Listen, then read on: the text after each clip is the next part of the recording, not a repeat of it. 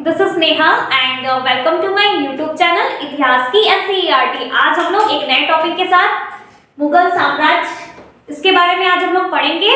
इसके पहले हम लोगों ने दिल्ली सल्तनत को कंप्लीट कर लिया था। तो जैसे जैसे दिल्ली सल्तनत का अंत हो रहा था तो उसकी शक्तियां जो थी दिल्ली सल्तनत की धीरे धीरे क्या हुई, क्षीण होती चली गई और उसके फलस्वरूप देश में राजनीतिक एकता का अभाव होने लगा।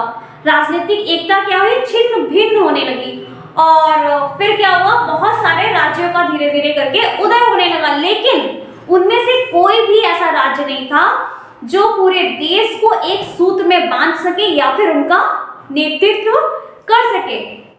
इसी बीच बाबर को एक अच्छा मौका मिल गया। जब राजनीतिक एकता का अभाव भारत में हुआ तो बाबर ने इसी बीच भारत पर आक्रमण कर दिया और भारत पर अपना साम्राज्य विस्तार कर दिया। तो अब हम लोग बाबर के बारे में पढ़ेंगे। बाबर कौन है? मुगल साम्राज्य का प्रथम शासक।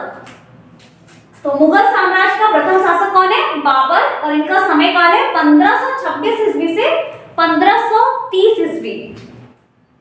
ये जो बाबर हैं, बाबर पिता की ओर से इनका वंश क्या है? बाबर पिता की ओर से तैमूर वंश के थे।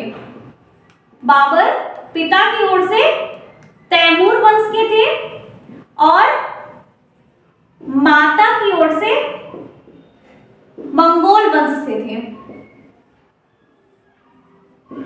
बाबर जो थे ये पिता की ओर से तैमूर वंश से थे और माता की ओर से मंगोल वंश से थे। और इनके पिता का नाम क्या था? बाबर के पिता का क्या नाम था? पिता का नाम उमर शेख मिर्जा। बाबर के पिता का नाम था। और ये जो उमर शेख मिर्जा थे ये मध्य एशिया के, ये कहां के शासक थे? उमर शेख मिर्जा मध्य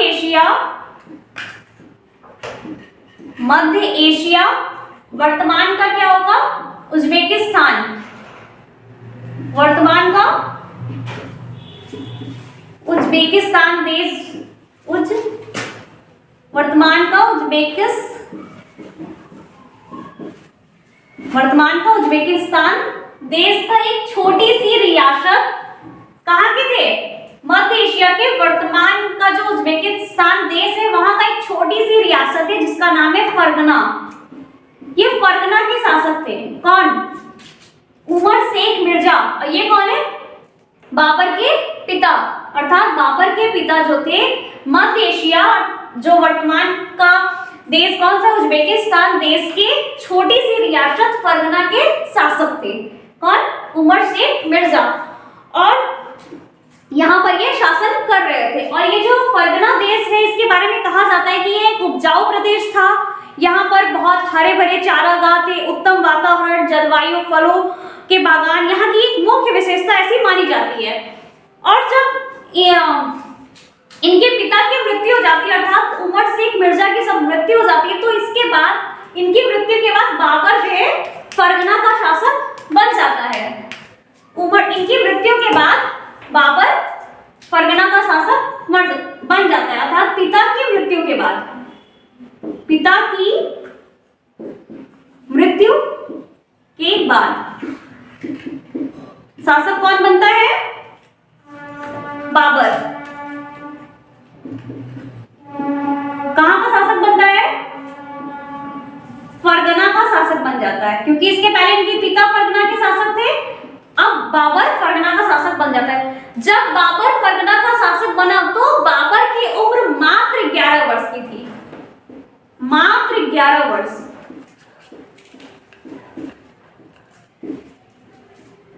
बाबर जब शासक बना तो बाबर की आयु कितनी थी? मात्र 11 वर्ष। जैसे ही सिंहासन पे बैठा तो बाबर के सामने बहुत सारी कठिनाइयां आई और उन्हें अनेक कठिनाइयों का सामना करना भी पड़ा और उन्होंने किया भी। बाबर जो था वो चाहता था कि अपने वंशज जो तैमूर वंश है इनका जो राज्य है समरकंद, इसको भी जीतना चाहता था। तैमूर वंश का राज्य समरकंद को भी जीतना चाहता था बाबर। उसने काबुल अधिकार किया। काबुल पर अधिकार करने के बाद बाबर भारत पर आक्रमण करना चाहता था, इसकी योजना वो बनाने लगा। तो अब हम लोग अगली हेडिंग पढ़ेंगे, भारत पर बाबर का आक्रमण या फिर बाबर का भारत पर आक्रमण। तो इसको हम लोगों ने पढ़ लिया है। अब हम लोग हेडिंग डालेंगे बाबर का भारत पर आक्रमण। हम लोगों की न्यू हेडिंग,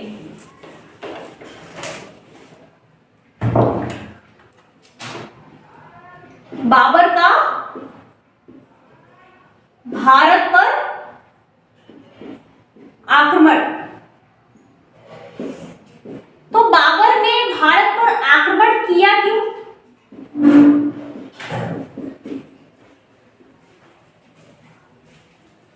बाबर भारत पर आक्रमण करना चाहता था, वो भारत पर भी अपना साम्राज्य विस्तार करना चाहता था, लेकिन इस कार्य में उसको कई लोगों का साथ भी मिला। जैसे इब्राहिम लोदी जो था, लोदी वंश का अंतिम शासक, जिसे युद्ध स्थल पर मारा गया था।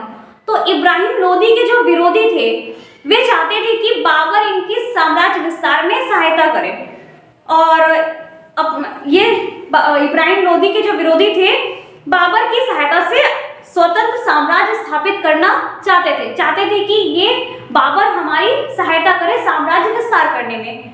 और उधर बाबर भी स्वयं चाहता था कि वो भारत पर आक्रमण करे। इसके लिए बाबर ने अपनी सेना को भली भांति से रूप से तैयार किया। अपनी तोप जो थी, उसके पास तोप भी थी, उसको तोपखाना को भी सुसज्जित करवा लिया। और उसी समय संजोग से पंजाब का जो गवर्नर था दौलत खां लोदी, इसने दिल्ली पर आक्रमण करने के लिए बाबर को भारत में आमंत्रित कर लिया। फिर से एक बार बता देते हैं, जो इब्राहिम लोदी था, इब्राहिम लोदी का जो विरोधी था वो चाहता था कि उसके साम्राज्य विस्तार में बाबर उसकी सहायता करे, और उधर बाबर भी चाहता था कि वो भारत पर आक्रमण करे। इसके लिए बाबर ने क्या किया, अपनी सेना को मतलब संगठित किया, तो खाने को सुसज्जित करवाया।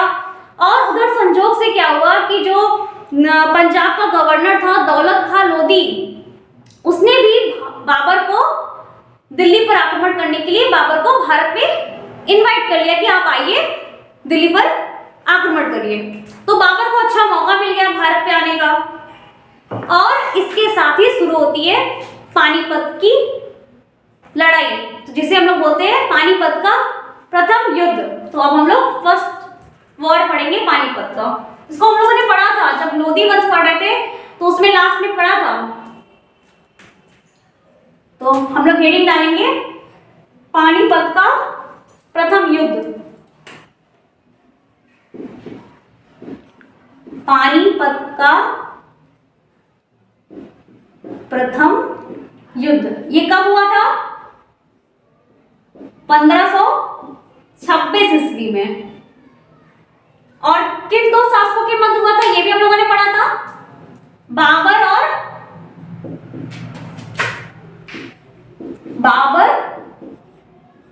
और कौन था? इब्राहिम लोदी।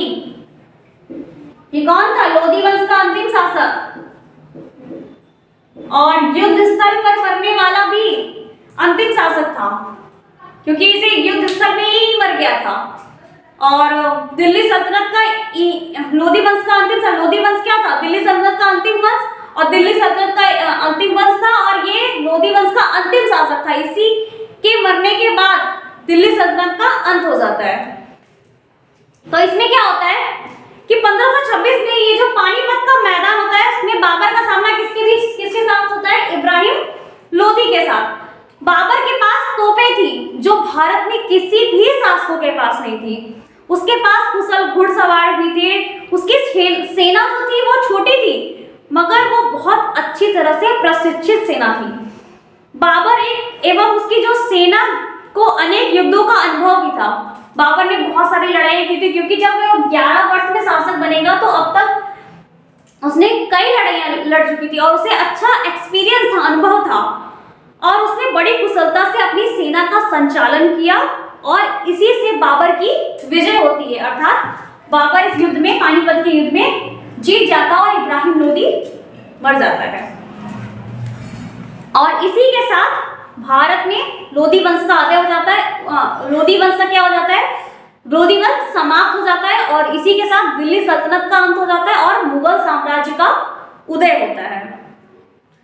फिर इसके बाद हम लोग नेक्स्ट हेडिंग पढ़ेंगे। दूसरा है बाबर और राजपूत। इन दोनों में क्या संबंध था बाबर और राजपूतों में? जैसे कि जो बाबर है और जो ये राजपूत है, इन दोनों में मित्रता का भाव नहीं था, इन दोनों में शत्रुता थी। अब कैसे थी? जो चित्तौड़ के महाराणा संग्राम सिंह बाबर के सबसे शक्तिशाली शत्रु में से एक थे। कहाँ के? चित्तौड़ के महाराणा संग्राम सिंह बाबर के सबसे शक्तिशाली शत्रु थे। ये राणा सांगा के नाम से जाने जाते हैं। ये जो जिनके बारे में बता रहे राजपूत, ये राणा सांगा के नाम से जाने जाते हैं। बाबर ने स्वयं राणा सांगा के बारे में कहा है। वो जानते थे कि राणा सांगा बहुत ही शक्तिशाली है और इनके बहुत सारे शत्रु में से सबसे अधिक शक्तिशाली शत्रु में से राणा सांगा को जाना जाता है। और बाबर ने स्वयं लिखा है राणा सांगा के बारे में कि राणा सांगा ने अपनी वीरता के बल में भारत पर एक ऊंचा स्थान प्राप्त किया है। तो इनका जो दूसरी लड़ाई होने वाली है, अर्थात बाबर की दूसरी लड़ाई इन्हीं राणा सांगा के साथ होने वाली है। तो ये जो दूसरी लड़ाई है इसका नाम है खानवा का युद्ध। खानवा का युद्ध। खानवा का युद्ध कब हुआ था? 1527 ईस्वी में। किसके बीच? बाबर और राणा सांगा के बीच।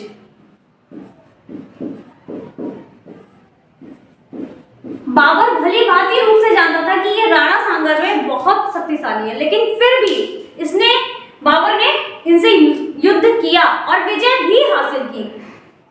इस युद्ध में बाबर को ज्योतिष ने मना किया था कि आप युद्ध मत करिए, लेकिन इन्होंने जिहाद का नारा लगाया कि नहीं, युद्ध करना है। अपने सेना को बोला कि आपको युद्ध करना है, चाहे जैसे भी करके। और इस युद्ध में बाबर की सेना जो थी इनसे कम थी, फिर भी इन्होंने युद्ध जीता। और कैसे क्या हुआ? 1527 ईस्वी में राणा सांगा और बाबर के मध्य में कौन सा युद्ध हुआ? खानवा का युद्ध हुआ। युद्ध में क्या होता है? किसकी विजय होती है? बाबर की विजय होती है और इनकी पराजय होती है। और ऐसा क्यों होता है? इतनी शक्तिशाली होने के बावजूद ये हारते क्यों हैं? राजपूतों की जो शक्ति होती है और प्रतिष्ठा जो उस समय बहुत ही ज्यादा परम सीमा में थी, इस युद्ध के बाद समाप्त हो गई। मुगल वंश की जो नींव थी वो और भी ज्यादा सुदृढ़ हो गई। राजपूतों का दिल्ली पर अधिकार करने का जो सपना था, इनका सपना था कि दिल्ली पर अधिकार करें, ये भी क्या हो गया? अधूरा ही रह गया। इसके बाद बाबर की अगली लड़ाई कौन सा युद्ध हुआ? घाघरा का युद्ध।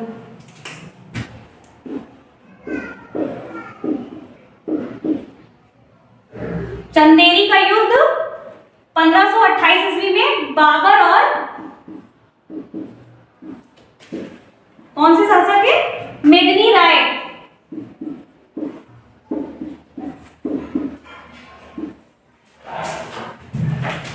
तो बाबर का तीसरी लड़ाई किसके साथ होता है?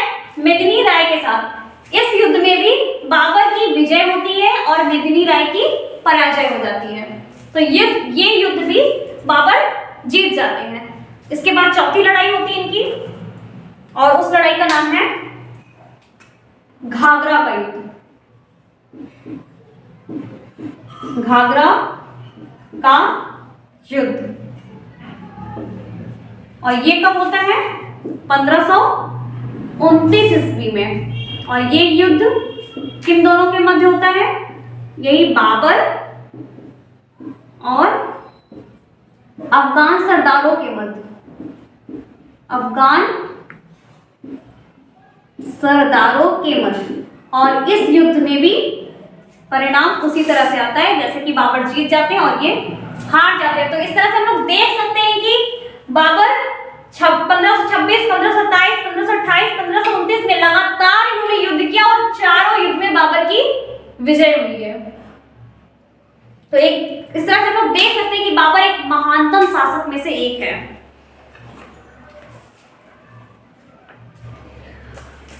और इसके बाद घाघरा के युद्ध में जब इन्होंने अफगान सरदारों को पराजित कर दिया तो भारत में मुगल साम्राज्य एक सुदृढ़ साम्राज्य बन गया।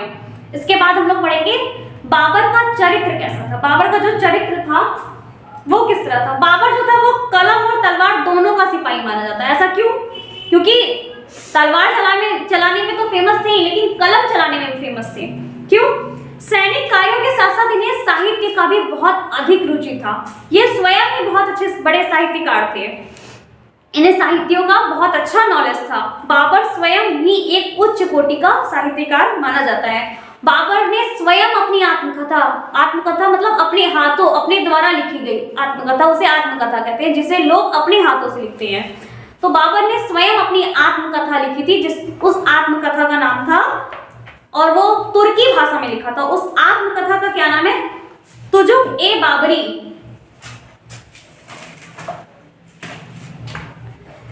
बाबर की आत्मकथा, बाबर की आत्मकथा क्या नाम है? तुजुक-ए-बाबरी।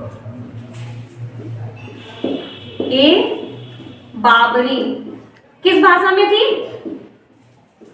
तुर्की भाषा में।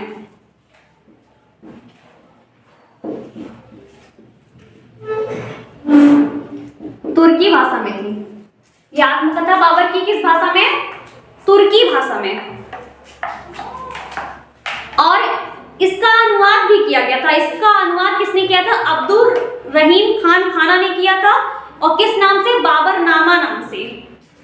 इसका अनुवाद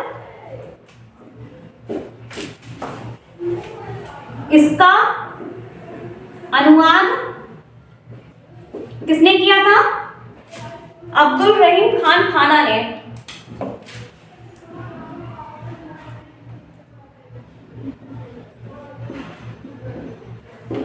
अब्दुल रहीम खान खाना ने किया था इसका अनुवाद। किस नाम से? बाबरनामा के नाम से।